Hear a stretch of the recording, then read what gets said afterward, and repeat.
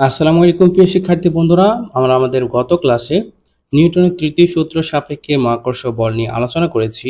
আজকে আমরা এই ভিডিওতে চাপ সম্পর্কে আলোচনা করব। বলের সঙ্গে সম্পর্কযুক্ত একটি অভ্যন্তরীণ গুরুত্বপূর্ণ রাশি হচ্ছে চাপ। এই অধ্যায়ে নানা ধরনের বল প্রয়োগ করার কথা বলা হয়েছে, কিন্তু বলটি ঠিক কিভাবে প্রয়োগ করা হবে সেটি বলা হয়নি। যেমন তুমি একটি পাথরকে এক হাতে ঠেলতে পারো, দুই হাতে ঠেলতে পারো, কিংবা তোমার সারা শরীর দিয়েও ঠেলতে পারো। প্রত্যেকবার তুমি সমান পরিমাণ বল প্রয়োগ করলেও এই তিন ক্ষেত্রে পাথরের উপর প্রয়োগ করা চাপের পরিমাণ হবে ভিন্ন। তার কারণ হচ্ছে চাপ হচ্ছে একক ক্ষেত্রফলের উপর করা বল, অর্থাৎ এই ক্ষেত্রফলের একটি জায়গায় এ বল প্রয়োগ করা হলে চাপ পি হচ্ছে পি ইকুয়াল এ বাই এ। এখন চলো আমরা বিষয়টি বুঝে নিই। চিত্রের মধ্যে তোমরা দেখতে পাচ্ছ যে একটা ছেলে প্রথমত এক হাত দিয়ে পাথরটিকে ধাক্কা দিচ্ছে, দ্বিতীয় ক্ষেত্রে দুই হাত দিয়ে ধাক্কা দিচ্ছে, তৃতীয় ক্ষেত্রে সারা শরীর দিয়ে ধাক্কা দিচ্ছে। এখন আমরা প্রথম ক্ষেত্রে কি করছি? প্রথম ক্ষেত্রে যে তার হাতের সাথে পাথরের যে স্পর্শ, এখানে যে ক্ষেত্রফল আছে তার ক্ষেত্রফলটি অনেক কম। দ্বিতীয় ক্ষেত্রে তার যখন দুই হাত দিয়ে ধাক্কা দিচ্ছে তখন তার ক্ষেত্রফল পরিমাণ বাড়ছে, এবং পুরো শরীর দিয়ে যখন ধাক্কা দিচ্ছে তখন ক্ষেত্রফল পরিমাণ আরো বেশি বাড়ছে। কিন্তু চাপ আমরা হিসাব করব যখন চাপের ক্ষেত্রে শুধুমাত্র একক ক্ষেত্রফল হিসেব করব। তো আমরা চাপের সূত্র জানি, P equal A by A. F হচ্ছে এখানে বল আর এ হচ্ছে ক্ষেত্রফল, অর্থাৎ একক ক্ষেত্রফলের উপর প্রয়োগকৃত বলটি হচ্ছে চাপ। এখন চলো আমরা চাপের একক জেনে নিই। আমরা এর আগেই জেনেছি যে বলের একক হচ্ছে নিউটন। সো এখানে ফোর্স এফ এর একক হচ্ছে নিউটন, এবং এ হচ্ছে ক্ষেত্রফল, অর্থাৎ বর্গমিটার অথবা মিটার স্কোয়ার।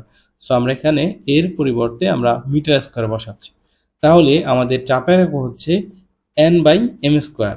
একে আমরা সংক্ষেপে প্যাসকেল বা ফিএ দ্বারা প্রকাশ করতে পারি।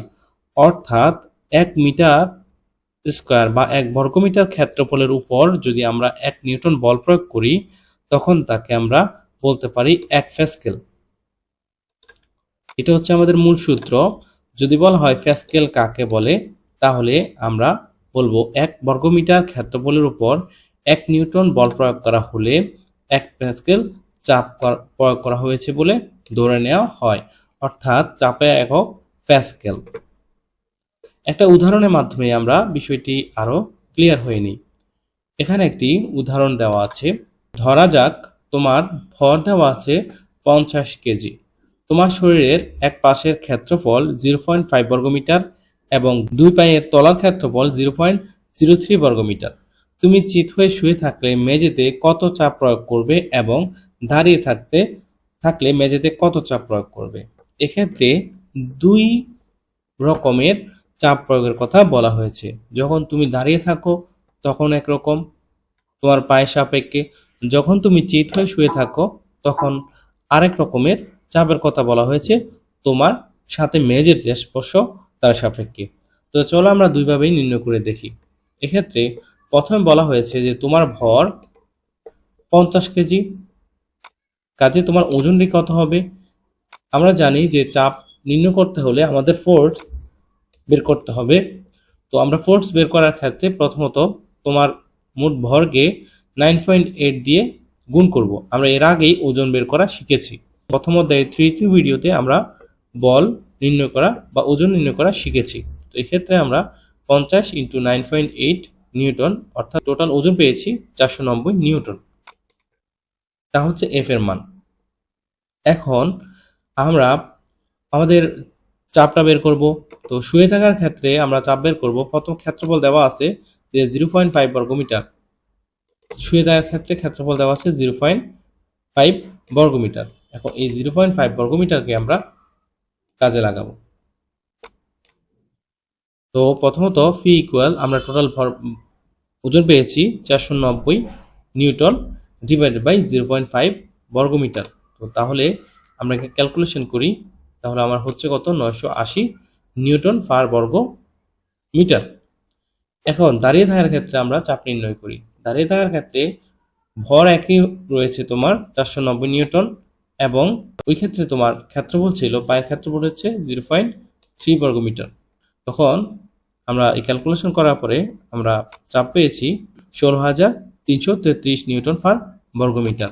অর্থাৎ শুয়ে পড়লে বেশি জায়গা জুড়ে বলটি ছড়িয়ে দেওয়া হয় বলে অনেক কম চাপ দেওয়া হয়, কিন্তু যখন কম ক্ষেত্রফলের মধ্য দিয়ে দাঁড়িয়ে থেকে দেওয়া হয় তখন বেশি চাপ দেওয়া হয়। বেশি জায়গা জুড়ে বল প্রয়োগ করা হলে সেরকম কম চাপ প্রয়োগ করা হয়, একইভাবে কম জায়গায় একই পরিমাণ বল প্রয়োগ করা হলে অনেক বেশি চাপ প্রয়োগ করা হয়।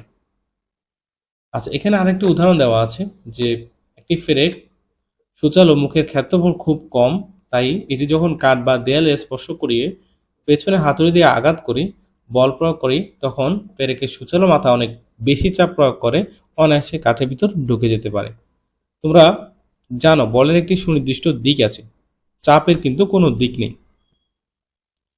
এটি জেনে রাখা খুব গুরুত্বপূর্ণ, কারণ চাপের ধারণাটি কঠিন পদার্থ থেকে অনেক বেশি প্রয়োজন হয় তরল কিংবা বায়বীয় পদার্থে। তরল বা বায়বীয় পদার্থে যখন চাপ প্রয়োগ করে তখন আসলে সেটি দিকের উপর নির্ভর করে না। আমাদের আজকের ভিডিওটি এই পর্যন্তই। আমরা পরবর্তী ভিডিওতে তরলের ভেতরকার চাপ অর্থাৎ প্রেসার ইন লিকুইডস সম্পর্কে আলোচনা করব। তো বন্ধুরা, আজকের ভিডিওটি কেমন লাগলো অবশ্যই কমেন্ট বক্সে জানাবে। সেই সাথে আমাদের চ্যানেলটিতে নতুন হয়ে থাকলে চ্যানেলটি সাবস্ক্রাইব করে বেল আইকনটি বাজিয়ে দিবে। ধন্যবাদ সবাইকে, দেখা হবে নতুন ভিডিওতে। আল্লাহ হাফেজ।